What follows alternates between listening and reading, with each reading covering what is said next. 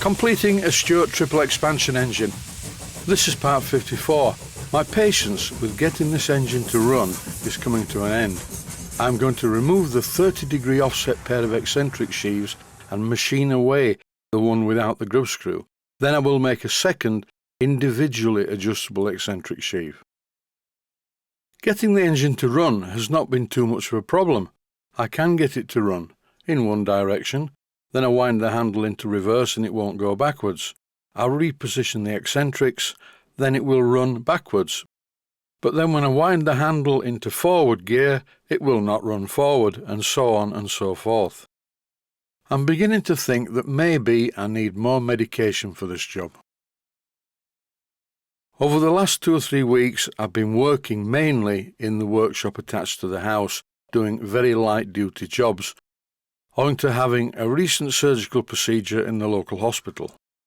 The general idea was to take it easy and not do any heavy lifting, but as of tomorrow I'm going to be back in the main workshop, making quite an interesting video. I think you will enjoy it. The title of this video is going to be A Comedy of Errors. You will hopefully see why in the next video. Back to this job, I've removed the pair of eccentrics from the high pressure cylinder, and as you can see there is a considerable offset. Normally I make individual eccentric sheaves and I set them starting off at 90 degrees to the crank pin, then make minute adjustments until the engine runs perfectly in both directions. This of course is a triple expansion engine, much more complex than a single cylinder or even a twin engine. When I place both of these pairs of eccentric sheaves on the crankshaft, you can clearly see the differences between the offset angle of each of them. The pair nearest the camera are the 30-degree offset, and this appears to be far too much. I'm going to revisit the drawing and have another look. Here are the 3 eccentric sheaves, 2 at 15 degrees and 1 at 30 degrees. The drawing is blurred out to avoid copyright problems. On the 30-degree eccentric pair there is a large file mark on it. The arrow is pointing at this area. And to make it even more obvious, here's a close-up image of the file mark. I just think this was done to tell the builder which was which. What I'm doing here is mounting the eccentrics onto a piece of steel bar. This particular piece of steel bar is perfect for the job. It's 1/2 inch in diameter turned down to 3/8 of an inch diameter at the ends, because it's a crankshaft for a Stuart Victoria.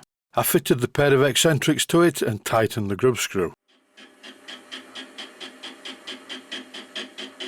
And here you can see the job in progress. I'm using my small Walco lathe for this, fitted with a carbide tip tool and the really cheap and nasty Chinese tool post, which appears to work perfectly well.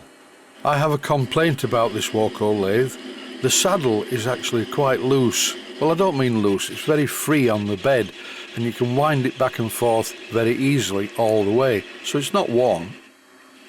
And there is of course a saddle clamp, which is just an Allen bolt, but you need to wind the top slide out of the way to get an Allen key to it. Very recently I made a video showing how I got around this. It's part of the Workshop Topics series, and the video is called A Walco WM180 Saddle Clamp. While I'm making this video, machining cast iron, I'm physically having to hold the saddle in place to stop it moving and to stop the cutting tool from digging into the work.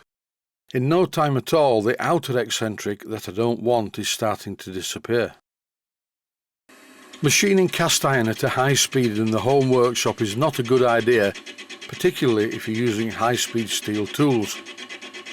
For this job I'm using a carbide tip tool, so I can take liberties and go a bit fast, although the surface finish is then not very good. The job's nearly finished already, just the last bit to cut off. Some viewers may be thinking, why am I doing it this way? Well, I could cut it off with a parting tool, but then I would break the parting tool. I could use a hacksaw, but that sounds like too much hard work. I could use a bandsaw or a milling machine, or even some very expensive laser cutting equipment, which I don't have. Instead, slowly but surely using my small Walco WM180 lathe, I'm removing the excess. This is the cut that finally removes the second part of the eccentric. At this stage I'm trying to be gentle with it, and I really am struggling to hold the saddle in the right position. It needs to be clamped down. I do realise that these Warco tools are generally budget machines built to a price. But it would have been so much better if it had been fitted with a lever on top of the saddle to clamp it in place. But anyway, as I've already mentioned in a previous video, I showed how to make one, very simply. The job is now completed, and I'm using some wet to dry sandpaper to clean up the edges. You will notice that when I was using the wet to dry sandpaper, I held it underneath the work, so had it have torn, my hands would have moved in an upward direction instead of a downward direction towards the chuck. The real purpose of this video is to show how to machine away one half of a pair of eccentrics. I'm actually going to make a new pair of these, which was going to be in the next video, but it didn't work out as planned. The next video is going to be a really good tutorial. I don't clean my machine tools very often. In fact, the ones in my main workshop are a disgrace, but in the house I like to keep it tidy.